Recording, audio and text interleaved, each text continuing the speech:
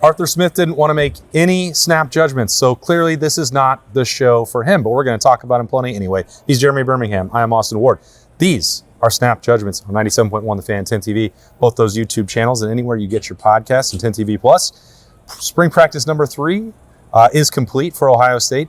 Arthur Smith, Luke Montgomery, Carson Hinsman, and Brandon Inniss spoke after that workout. We did not see anything, but we heard plenty, Berm. We heard plenty, but we also still, as we record this right now, quarterbacks and centers are still out here working on some things. Actual snap judgments. Right, those are actual, we're judging snaps. An interesting day. I thought Arthur Smith showed his professionalism, wasted no time, started his press conference before anybody was in the room, which is a real savvy veteran move. But obviously he's a guy that's pretty excited about what he has, and when you ask him about it, it's clear why. Like, he's a guy who comes from the NFL where he's been for a long time, has a roster in the NFL of 25 offensive players and trying to figure out parts. And then you come to a place like Ohio State and you have literally everything you could ask for, and every opportunity to be multiple and be different. Talking to him, talking to Brandon Inniss, talking to Montgomery and Hinsman, you get the excitement factor coming from the offense, which, again, it's interesting just because all offseason, and every time Ryan Day has replaced his offensive coordinator, it always comes back to the same talking point, which is, well, it's Ryan Day's offense. Yeah. And I'm getting the sense that more and more that they're going to allow Arthur Smith to tinker a little bit more than I anticipated. And I asked Brandon Inniss, I'm like, is this a guy who's just coming in and it's focused on the run game? He said, we are throwing the ball a lot. And I'm like, okay, cool. So it's a really interesting group, and you certainly could see the excitement from all of them. Yeah. Plus they got their gold pants today. Today was a Gold Pants Tuesday, a very emotional day for a lot of those players, even the former players that are back getting ready for Pro Day. I walked up just to say hello to Cade McDonald, and he said, hey, did you see my gold pants? It was the very first thing. So all those guys were excited about that. It was a cool day for those Buckeyes. But if we're thinking about this current roster and this spring camp and what you're talking about with Arthur Smith, I don't think you bring in someone who is a former NFL head coach who was an NFL offensive coordinator a year ago and was going to have those opportunities in front of him again in the future if you're not going to trust him, not just to say the play over the headset, right, but to actually put some oomph into what the rebuilding process is going to be like. And Ohio State's offense was not broken. But there, if you're thinking back to the way that Urban Meyer would talk about it when Ryan Day was hired to now Ryan Day heading into year 8, it's the enhancement. What needs to be freshened up? What could use a new coat of paint? What could use a new video board like the one that's going up over there? What are different concepts that could either be brought back from the past or that are from Arthur Smith's past and build the Ohio State offense of the future? I think you have to have made that hire wanting him to put his stamp on this offense. Yeah, you're 100% right. You don't go out and get somebody with that experience and that insight and then bring him into your program and say, now don't give us any of that. That just doesn't make sense. So I think that what you're seeing, though, is a guy that is providing a fresh set of eyes. And I like the chance to talk to him now because, again, today was the first padded practice. It's not as though Ohio State has had a bunch of weeks of just knocking heads. There's a lot of guys coming back today off of spring break. Carson Hinsman joked that some guys coming back from Miami are a little bit sluggish today. Like, this is the way it works. But overall, you saw a group that, looked healthy. Didn't see anybody walking out of here gimpy, which is important as we take full advantage of the opportunity to scan the entire roster. It's a really interesting group. Brandon Inniss, I asked specifically about his role now as a leader versus in the last couple of years where he's been inching along to become a leader. Now he's being thrust into it with 51 new guys. Said he really loves what Devin McEwen and Kyle Parker bring to the room. Said that they've all become very close friends. They hang out after. There's no rivalry. There is competitive juices, certainly, and it's 3 guys that are all pretty much the same player.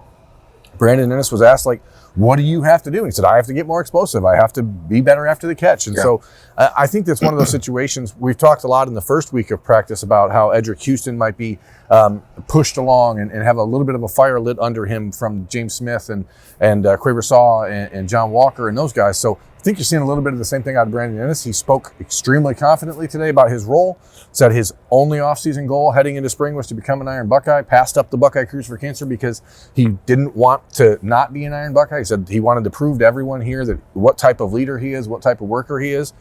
And that is what you have to do. If Kyle Parker and Devin McEwen are coming in, and getting a chance to see that. Like, they need to know what the standard is at Ohio State. And Brandon talked about how it was Emeka Egbuka and Marvin Harrison who showed him, and now it's their job. And I just think that is the thing that we're seeing at Ohio State, especially in the wide receiver room over the last decade, that has just not been replicated anywhere else. Yeah. I think Meck went on the cruise, though. So, But he'd been an Iron Buckeye before. Yes.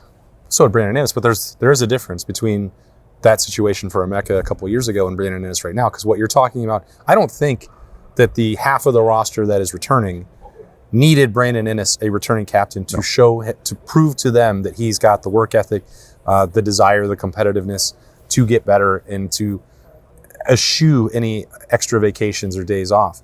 But it is relevant to a wide receiver room specifically that has to be rebuilt, not just with Kyle Parker and Devin McEwen, but a new incoming class of freshmen. They've not seen Brandon Inniss work that way.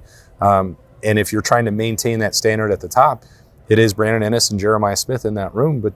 And Jeremiah is always two Iron Buckeyes. Two Iron Buckeyes, and also, Jeremiah is not necessarily going to be the most vocal player in that room. So it's almost like they're working in tandem to get that done. Weight room work, bar none. Practice field, approach on day-to-day, I think that's critical because the offense is still going to need that. For all we've talked about with Julian Sand taking that next step, if his wide receivers aren't going to help him in that process, I don't know that it's going to work.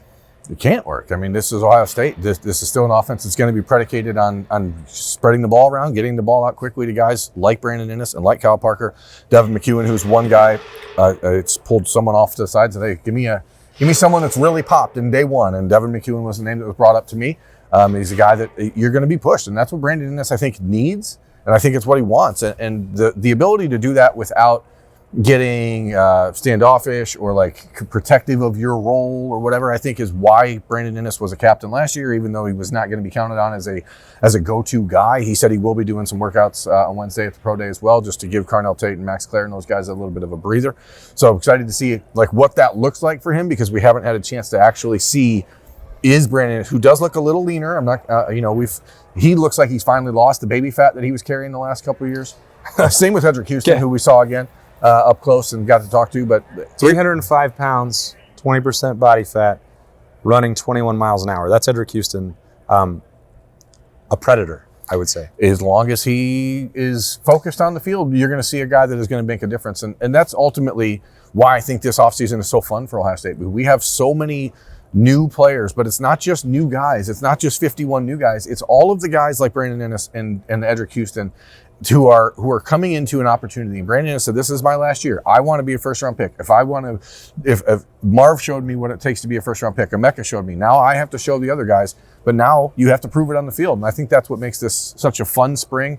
And again, I've said it on this show, I've said it on others, but I can't think of a more exciting spring football opportunity for Ohio State since Urban Meyer was hired than this one. And today's another example. Well, and you think about losing the baby fat and maturing.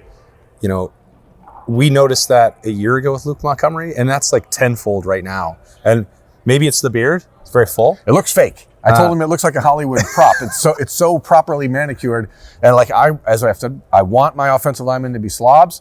Luke he said, I'm not a slob. I think I could be a big model.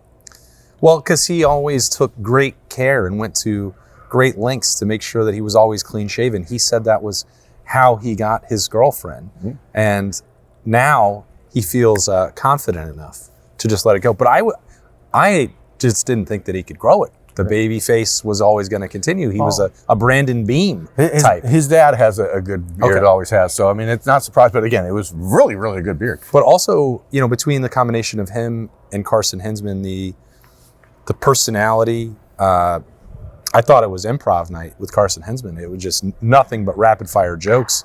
You can tell, and that was balanced out by admitting that they're both pissed off, that they know that the last two games were not good enough, and that the offensive line has been scrutinized and challenged both inside and outside the Woody.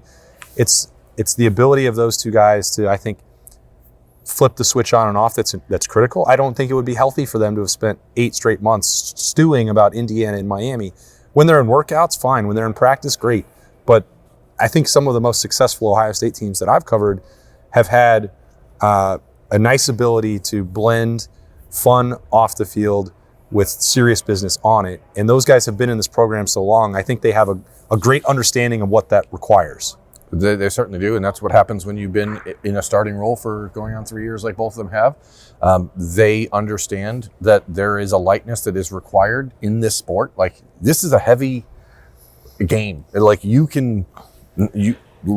career can be over in a second. You can see teammates get seriously injured. Like, you can be a loser when you lose the last 2 games of the year and you have a fan base that's the largest in the country breathing down your neck. Like, you have to find a way to balance that out. And Carson, in his recruitment, Carson was like, you could see that there were glimpses of that kind of personality coming out, but he certainly looks and acts like a guy who wants to be the Billy Price, the Pat Elflein, the guy in the middle of it all who says, hey, I'm the guy that you're going to talk to.